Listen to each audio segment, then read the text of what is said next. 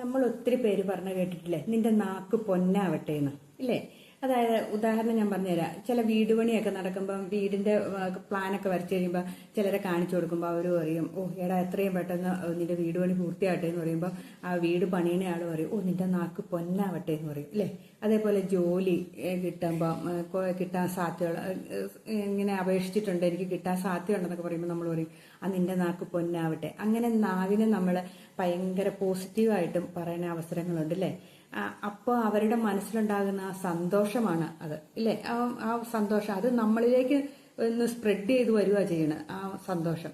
അതേപോലെ തന്നെ നെഗറ്റീവാണ് നാക്കുകൊണ്ട് നമുക്ക് പറയാൻ പറ്റും. ഒരു വാളിനേക്കാളും മൂർച്ചയുള്ളതാണ് നാക്കിന് അല്ലേ? അതായത് എന്താ പറയണേ, ചിലര് എന്തെങ്കിലും പ്രശ്നങ്ങളൊക്കെ ഉണ്ടാക്കി കാണും ജീവിതത്തിൽ. പക്ഷെ പണ്ട് അയാൾ ഒത്തിരി ഉപകാരങ്ങളോ അല്ലെങ്കിൽ അവൾ ഒത്തിരി ഉപകാരങ്ങൾ ചെയ്ത വ്യക്തികളായിരിക്കും. പക്ഷെ അവരെ പിന്നീട് നമുക്ക് ഇഷ്ടമല്ലാണ്ട് വരുമ്പോൾ നമ്മൾ വഴിക്ക് വെച്ചോ അല്ലെങ്കിൽ എവിടെയെങ്കിലും വെച്ച് കാണുമ്പോൾ അവരോട് പറയാം, എൻ്റെ ആത്മാവ് പോലും നിന്നോട് പോർക്കില്ല, നീ ഒരു കാലത്തും ഗതി പിടിക്കില്ല എന്ന് പറഞ്ഞ് ശപിക്കുന്നവരുണ്ട്. പക്ഷെ അങ്ങനെ പറയുമ്പോൾ ഈ പറയുന്നവർക്ക് എന്ത് സുഖമാണ് കിട്ടുന്നത്? ഒരു നിമിഷം അവർ ചെയ്തു പോയ ഉപകാരങ്ങളൊന്നും ഓർക്കുവാണെങ്കിൽ അവർക്ക് അങ്ങനെ പറയാൻ പറ്റില്ല. പക്ഷെ അവരത് ചിന്തിക്കില്ല. അല്ലെങ്കിൽ ഒന്നും ചെയ്യണ്ട, ഒരു ഉപകാരം ചെയ്തിട്ടില്ലാത്ത വ്യക്തിയാണെങ്കിൽ പോലും ഒരു ആളെ അങ്ങനെ പറയാൻ ആർക്കെങ്കിലും അവകാശമുണ്ടോ അല്ലേ? അങ്ങനെ പറഞ്ഞിട്ട് എന്തെങ്കിലും ഗുണം കിട്ടുന്നുണ്ടോ? ഒരു പ്രയോജനമില്ലാത്ത കാര്യമാണ് അത്. അതേപോലെ തന്നെയാണ് ചില അധ്യാപകര്, ചില മാതാപിതാക്കള് ഈ കുട്ടികളെ ഭയങ്കരമായിട്ട് ശപിക്കും, നീ ഒരു കാലത്തും ഗതി പിടിക്കില്ല എന്നൊക്കെ പറഞ്ഞോണ്ട്. എന്തിനു വേണ്ടിയിട്ടാ?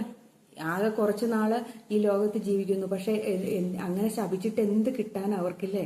അതൊന്നും അവർ ചിന്തിക്കില്ല. അപ്പോഴത്തെ അതിലെന്തെങ്കിലും പറഞ്ഞാൽ, പ്രത്യേകിച്ച് അധ്യാപകരൊന്നും ഒരു കാലത്തും അങ്ങനെ കുട്ടികളോട് പറയരുത്. മാതാപിതാക്കളാണേലും സ്വന്തം മക്കളെ അങ്ങനെ ശപിക്കരുത് ഒരു കാലത്തും. ചിലരുണ്ട് ഈ വൈകല്യം, അതായത് ശാരീരിക വൈകല്യങ്ങളെ പറഞ്ഞ് മനുഷ്യരെ പീഡിപ്പിക്കുന്ന ചിലരുണ്ട് കേട്ടോ. അതായത് നിവൃത്തിയാണോ ദൈവം നിനക്ക് കൈയില്ലാത്ത തന്നത്, കാലില്ലാത്ത തന്നതെന്നൊക്കെ പറയുന്നവർ, അതും ഒരു കാലത്തും ചെയ്യാൻ പാടില്ലാത്ത കാര്യങ്ങളാണ്. അതേപോലെയുണ്ട് ചില മക്കളില്ലാത്തവരെ, നിനക്ക് വെറുതെയാണോ മക്കളുണ്ടാകാത്ത, ഇങ്ങനെയുള്ള വാക്കുകളൊന്നും നമ്മൾ പരമാവധി ഉപയോഗിക്കരുത്. ആരുടെ മനസ്സിനെ വേദനിപ്പിക്കുന്ന വാക്കുകൾ നമ്മൾ പറയാതിരിക്കുക. ആ വാക്കുകളെല്ലാം പിന്നീട് ഒരു കാലത്ത് നമ്മളിലേക്ക് തിരിച്ചു വരുമെന്നാണ് പറയുന്നത്. അത് കർമ്മഫലമായിട്ട് നമ്മൾ അനുഭവിക്കുന്ന പറയുന്നത്. ഒരിക്കലും നമ്മൾ മറ്റുള്ളവരുടെ മനസ്സിനെ പരമാവധി വേദനിപ്പിക്കാതിരിക്കാൻ ശ്രമിക്കുക. എന്ത് പ്രശ്നമുണ്ടെങ്കിലും പറഞ്ഞു തീർക്കുക. അല്ലാണ്ട് അതിങ്ങനെ വെച്ചുകൊണ്ടിരുന്നിട്ട് പിന്നീട് ഇങ്ങനെ അപ്പൊ കാണുമ്പോൾ തൊട്ട് ഇങ്ങനെ പറഞ്ഞുകൊണ്ടിരുന്നിട്ടുണ്ടെങ്കിൽ അത് അവർക്ക് തന്നെ ഒരു കർമ്മദോഷമായിട്ട് തിരിച്ചു തന്നെ അവരിലേക്ക് തന്നെ ഏതെങ്കിലും ഒരു സമയത്ത് വരും എന്നാണ് പറയുന്നത്. അപ്പോൾ ഒരു കാലത്തും ഒരു മനുഷ്യന്റെ മനസ്സിന് നമ്മളെപ്പോലെ തന്നെ ഒരു ആത്മാക്കളാണ് അവരും. അപ്പം അവരുടെ മനസ്സിനെ വേദനിപ്പിക്കുക, ഇങ്ങനെ ശാപവാക്കുകൾ പറയാതിരിക്കുക. വഴക്ക് പറയുന്നതിന് കുഴപ്പമില്ല, ഒരിക്കലും ശാപവാക്കുകൾ പറയാതിരിക്കുക. ആരുടെ മനസ്സിനെ വേദനിപ്പിക്കാതിരിക്കുക. ഉള്ള കാലം സന്തോഷമായിട്ട്, ആകെ ഭൂമിയിൽ കുറച്ചു കാലമല്ലേ നമ്മൾ ജീവിക്കുന്നുള്ളൂ. അപ്പോൾ പിന്നെ ഈ ശാപവാക്കുകൾ പറഞ്ഞിട്ട് എന്താ കിട്ടുന്നത് അല്ലേ?